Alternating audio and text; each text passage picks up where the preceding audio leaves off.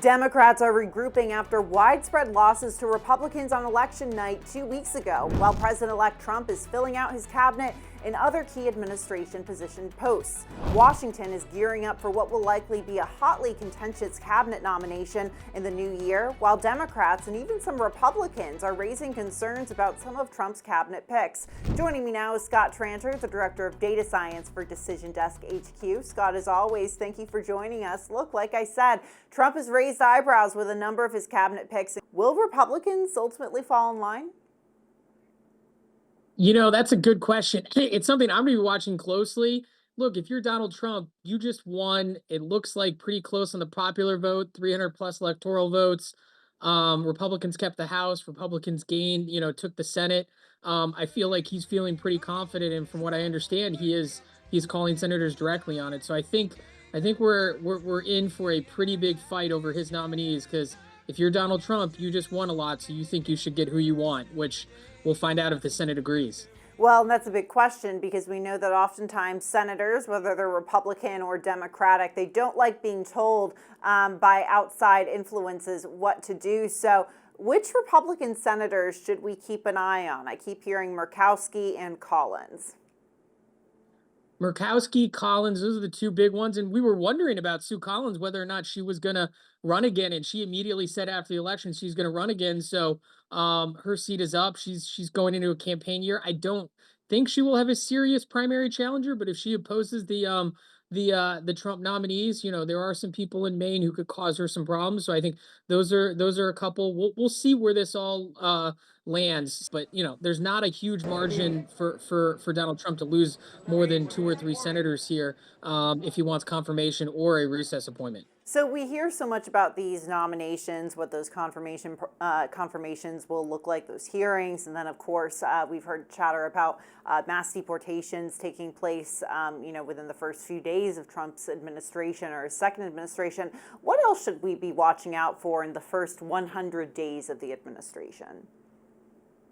Well, this is really in the weeds, but it looks like the House is going to pass a short-term CR funding extension into the first few months of 2025, and they're going to have to do a full year one. It looks like we might be in debt limit raising territory in the first quarter of 2025, and so those are some two big things legislatively that are going to be required for Congress to pay attention to. And both of them are going to have House votes, and the House margin still isn't set yet, but it looks like the Republicans are only going to have a few seat margin here. So I think there's going to be some fireworks in some of these legislative initiatives that they're going to have to take care of. Yeah, and of course, Speaker Mike Johnson already setting the table to address those in the new year. I want to turn to the other side of the aisle. Democrats are obviously picking up the pieces after a pretty tough election night, but it wasn't all bad for the party. There were some down ballot contenders that performed pretty well, including Senator-elect Ruben Gallego in Arizona. Trump notably won that state, but the Democrat won at the Senate level. So what can national Democrats learn from some of these down ballot races? I think they can learn that, look, if they have the right candidate, they can win in states in which Donald Trump carried, right? So Donald Trump is not invincible in terms of his ability. When he's on the ticket, he's able to carry all candidates across the finish line. And look, to be honest, if you would have told me 6 months ago that Donald Trump was gonna, be in contention for the popular vote, win 300 plus electoral votes, I would have said he probably would have won more than just one of the three upper Midwestern states on the Senate side. So the Democrats do have some strong candidates. They won at the Senate side. I think, they need to look at why those candidates won, and potentially look at them as future leaders. Next year, and I can't believe I'm already talking about the 2025, but we know that there's going to be elections, gubernatorial and assembly races in Virginia and New Jersey. We know that Trump lost both of these races at the presidential level, but he actually improved his margins and maybe gave Democrats a run for their money in some particular areas of each of these states. Are Republicans right to feel optimistic in Virginia and New Jersey? Yeah, they absolutely should. The gap they closed in New Jersey was big.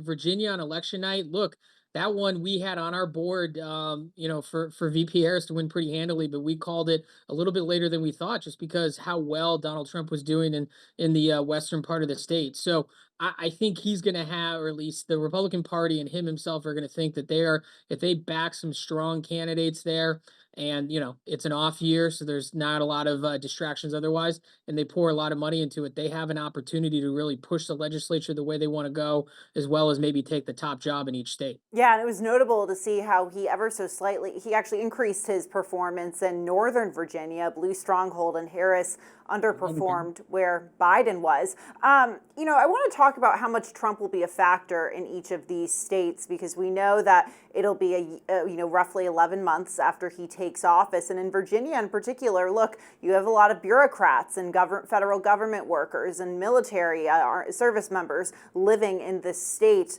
We know that Donald Trump, he says he has big plans for the Defense Department, and he wants to slim down the bureaucracy in much of the federal government, as a goal. So, is he a factor ultimately in these two races?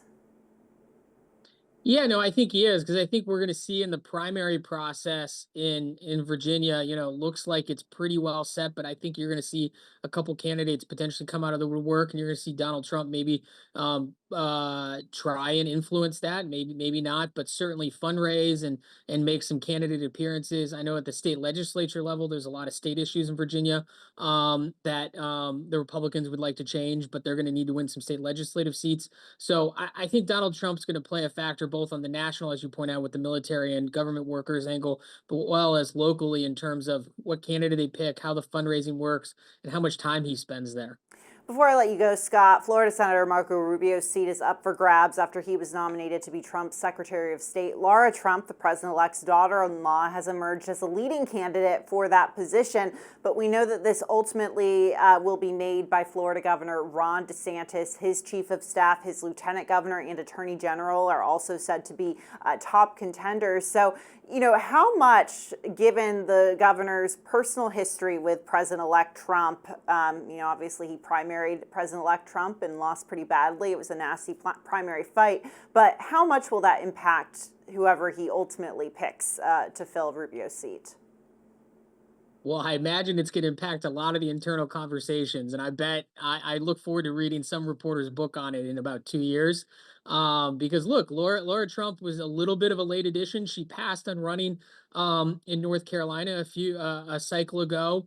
Obviously, she's a strong candidate. We've seen some people come out and strongly support her, but I imagine Governor DeSantis had some thoughts on who he might replace that didn't include Laura Trump. And there's talk about what is he going to do when his gubernatorial term is up, because he still wants to stay in the spotlight and stay on the stage for a potential 2028 run. So I'm looking at this one closely, and I would look at him not picking Laura Trump as potentially a snub and maybe some exhaust or after problems from the primary campaign. And if he picks Laura Trump, maybe that's a nod to, hey, he wants to make amends. So we'll see where it all lands. But that is an interesting insider story I'm definitely following. Yeah, lots of Republican jockeying, not only taking place in South Florida, but also in Tallahassee. So we'll be watching out for that. Scott Tranter, as always, thank you so much for joining us.